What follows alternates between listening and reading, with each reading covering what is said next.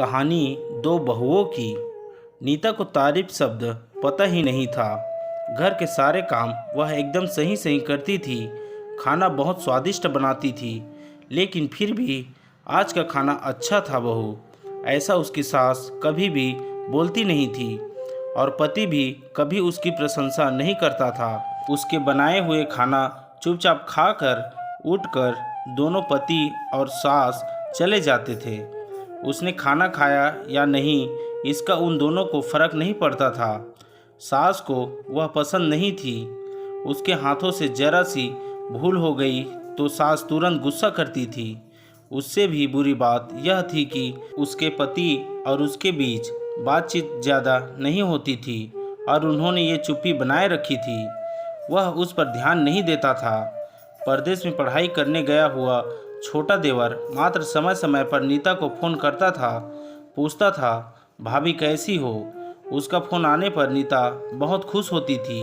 अपना मन हल्का करने का उचित स्थान था नीता का। कुछ ही दिनों में देवर की पढ़ाई खत्म हो गई और वह घर आया। थोड़े समय के भीतर उसे एक अच्छी नौकरी भी मिल गई। नीता को बहुत आनंद हुआ। नौकरी लग जाने के बाद उसकी सास अपने छोटे बेटे की शादी के लिए बातचीत करने लगी, पर देवर को एक भी लड़की पसंद नहीं आती थी। इसने ही बोला होगा उसे मना करने को। ये सोचकर सास नीता को ही दोष दे रही थी।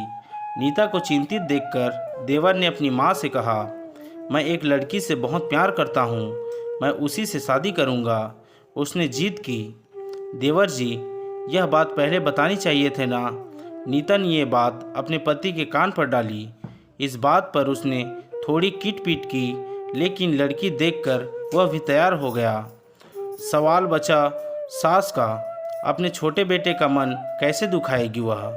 बाद में उनकी भी हाँ हो गई। नीता को बहुत खुशी हुई। उसे लगा एक अच्छी सहेली आ जाएगी अब साथ देने के लिए, दिल के राज बताने के लिए। पर कैसी होगी छोटी देवरानी, रस बस जाएगी हमारे साथ और इस घर में, या वह एक अलग दुनिया बसाने पर जोर देगी देवर जी को। इस विचार में थोड़ा टेंशन में आ गई नीता। कुछ दिनों बाद नीता की छोटी देवरानी चौखट लांघकर घर में आई। देवरानी ने घर में आते ही सारे घर की जिम्मेदारी अपने हाथों में ले ली। अब सास ने अपनी छोटी बहू की ज़्यादा ही तारीफ करना शुरू कर दिया। उसे माँ जैसा प्यार करने लगी। यह देखकर नीता की आंखों में आंसू आ जाते। वो सोचती, मैं भी तो यही काम करती थी, फिर मेरे साथ ही ऐसा क्यों बर्ताव। अब थोड़े दिनों बाद छोटी देवरानी पूरे घर पर राज करेगी और फिर मेरी जगह वहाँ पर कोने में होगी। अपने ही विचारों में खो गई नीता। नीता के भाव समझने पर छोटी देवरानी नीता के हाथ अपने हाथ में लेकर बोली, दीदी मुझे सब पता है, मुझे अपनी छोटी बहन समझिए, देखना बहुत जल्दी सब ठीक हो जाएगा। छोटी देवरानी ने पूरे घर की जिम्मेदारी तो ले ली, लेकिन कामों में कुछ न कुछ बार बार भूल करती थी। फिर देवरानी नीता के पास जाती और मदद मांगती थी। ऐसा रोज ही होने लगा। यह देखकर सास लेकिन गुस्सा हो गई। मेरे रहते हुए वह छोटी बहू बड़ी बहू को क्यों पूछती रहती है। फिर सास भी रसोई घर में आकर चार काम शुरू करने लगी। धीरे धीरे वह छोटी बहू के साथ साथ अनजाने में बड़ी बहू से भी प्यार से बर्ताव करने लगी, प्यार से बोलने लगी, नए पदार्थ दोनों को सिखाने लगी, कुछ समझकर समझाने लगी। अब सास और दोनों बहुओं में अच्छी दोस्ती होने लगी। इस वजह से बड़ी बहू का स्वभाव भी अच्छा होने लगा। उसके स्वभाव में खुलापन आ गया। सास भी दोनों के साथ कभी शॉपिंग तो कभी फिल्म देखने जाने लगी। वो अपनी दोनों बहुओं को सम्मान प्यार करने लगी। इस वजह से घर का माहौल हंसता खेलता हो गया। इसके अलावा अपने भाई और उसकी पत्नी की बॉन्डिंग देखकर नीता का पति भी उसके साथ अच्छा व्यवहार करने लगा। यह देखकर छोटी बहू बहुत खुश हुई। दीदी घर पर पहले आप ही का हक है।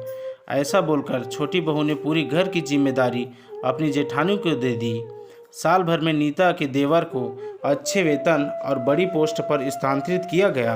अब छोटी देवरानी भी अपने पति के साथ परदेश जाएगी और फिर मैं अकेले रह जाऊंगी। इतना ही नहीं, इतने सालों बाद सास का व्यवहार जो इतने सालों बाद बदल गया था वह फिर से वही हो गया तो इस विचार में नीता डर गई। देवरानी की नीता को इतनी आदत हो गई थी कि उसके बिना घर काटने को दौड़ेगा। देवरानी के आ जाने से घर का माहौल बदल गया था। वह थी ही ऐसी खुश मिजाज और ऊर्जावान, जैसे कि नाम से पता चलता है। यहाँ देवरानी की हालत भी कुछ अलग नहीं थी। उसे दुख हुआ कि यदि यहाँ रहना पड़ा तो उसे अपने पति से दूर रहना पड़ेगा। नीता के देवर के जाने की हड़बड़ और देवरानी मात्र टेंशन होने के कारण नीता सोच में पड़ी। अंत में उसने देवरानी को पूछा तो देवरानी ने जवाब दिया कि दीदी, मैं सारा दिन नए स्थान पर अकेली रहूँगी, उससे अच्छा मैं यहीं रहूँ। आपके देवर को बोला है मैंने, शनिवार और रविवार की छुट्टियों में आप ही यहाँ आ जाया करें। मैं भी उनके साथ जाया करूँगी बीच बीच में, थोड़ा बदलाव के लिए। उस पर वह बोलते हैं कि 6 महीने में वापस यहाँ ही बदली कर लूँगा मैं। अपने पति की नकल करके देवरानी बोली और छोटी देवरानी भी हंसने लगी। अपनी आंखों के आंसू पोंछते हुए नीता बोली, छोटी, यह दिन वापस नहीं आने वाले। जाओ तुम अपने पति के साथ, उनके साथ भी तो कोई होना चाहिए ना। दीदी, आपने मुझे बड़ी बहन का प्यार दिया, वैसे ही भैया के रूप में एक बड़ा भाई मिला। यह भरा हुआ संसार छोड़कर मैं कैसे जाऊं? वहाँ अकेली मन नहीं लगेगा।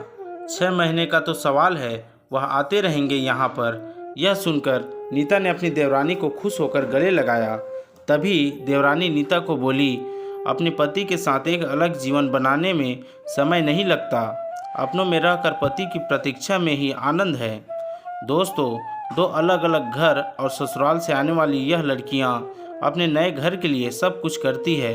पता ही नहीं चलता कि कब एक दूसरे की आदत हो जाती है। सच में देवरानी जेठानी का रिश्ता बहनों से कम नहीं होता। दोस्तों, और भी ऐसे मज़ेदार कहानियों के लिए हमारे YouTube channel Hindi motivation story को अब भी लाइक, सब्सक्राइब और शेयर कर दीजिए। धन्यवाद। मिलते हैं और भी ऐसे अगली कहानी में।